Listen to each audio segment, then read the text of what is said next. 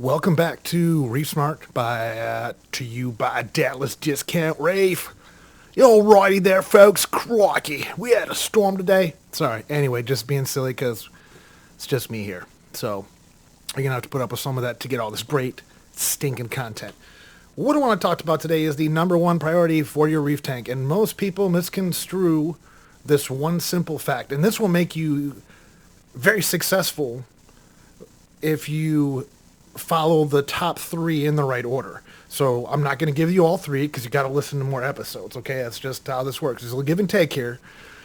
So they're your number one priority, and by number one I mean what do you spend your money on in terms of getting the best bang for your buck long term, and in terms of the health of the inhabitants of your aquarium, because that's really how a lot of us define that success, right?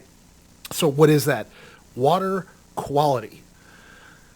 A lot of people go, water quality, what does that mean? That means like I throw some carbon in there, or there's a little alkalinity test, or I switch to this special food and it's amazing and everything. Well, that's maybe true if you need it. What I'm going to say about water quality, and again, this is going to go back to, I think it was like episode 2 or 3, we're talking about reef planning, what your plan is for your reef, because depending upon the type of reef you have, your ideal water quality may be very, very different. A perfect example of that is if you have a tank that's going to be mostly fish and acroporous, SPS, Montiporous, or if you have a tank that's just going to be softies and 2 clownfish and anemones, and then you have another tank that's going to be a crazy mixed reef with all sorts of different fish, and you're going to handle those 3 different ways, different alkalinity levels, different nutrient levels, which is one of the factors to consider.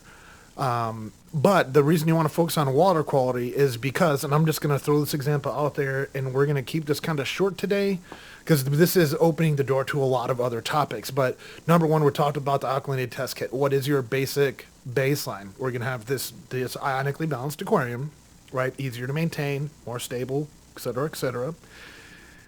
But what will happen when you have the water quality as your number one priority, you spend time developing a great reef instead of dealing with issues because you have poor water quality. Perfect example.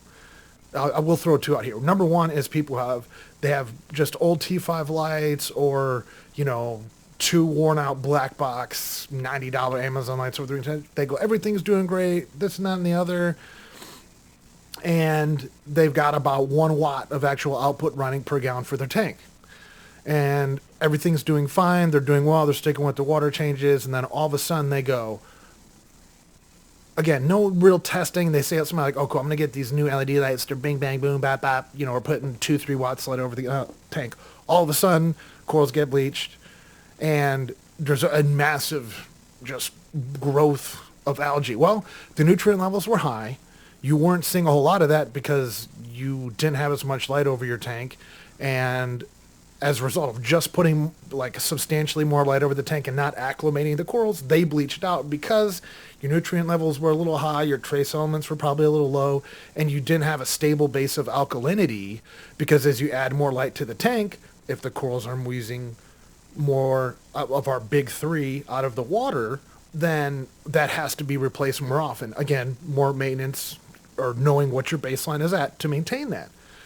Example 1. The other example is people chasing pH, right? So a lot of people are like, oh, my pH is 8 or 8.1 or 8.2. I've had successful tanks that grew like crazy across the range of pH.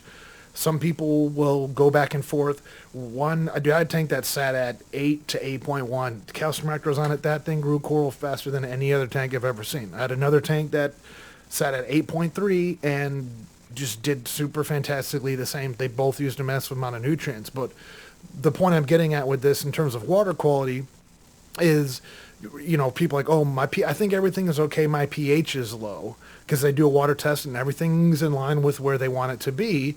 So then they try to change something, but they don't have a plan to maintain that same level of water quality. So a perfect example is, hey, we're going to put a soda lime reactor on, or we're going to use like a calc-Wasser slurry or something like that to affect the pH level, but they aren't ready to compensate for that that change in the, and then you may be improving the water quality, but that also means like you need the water, the demand to maintain that quality is higher, right? With the higher pH, because more nutrients are being consumed. So maybe do bigger water change, like whatever that is.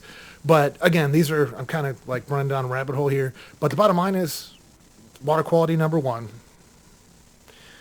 And then number two is water flow. So we'll get into that on the next episode or here soon, but I want to throw that out there. So when you're thinking about things, focus on that. If you have a perfect water quality and crappy light, that's way better than having a $9,000 light and bad water quality, because it's not going to help you. Another tip for water quality, if you're running a protein skimmer, you need to clean out the skimmer pump, as in take it apart and get a little toothbrush and clean the needle wheel out and around there, and then put it back in every month to 6 weeks. That will help you to maintain your water quality much better, because what you don't realize is a lot of little stuff gets in there and it gets dirty and gunky, and it really does affect the level of skimming that you have, especially if you do not have a recirculating protein skimmer. We'll get into that in a later episode. Anyway, water quality number one, ReefSmart's number one. Like, subscribe. Till tomorrow. Sayonara.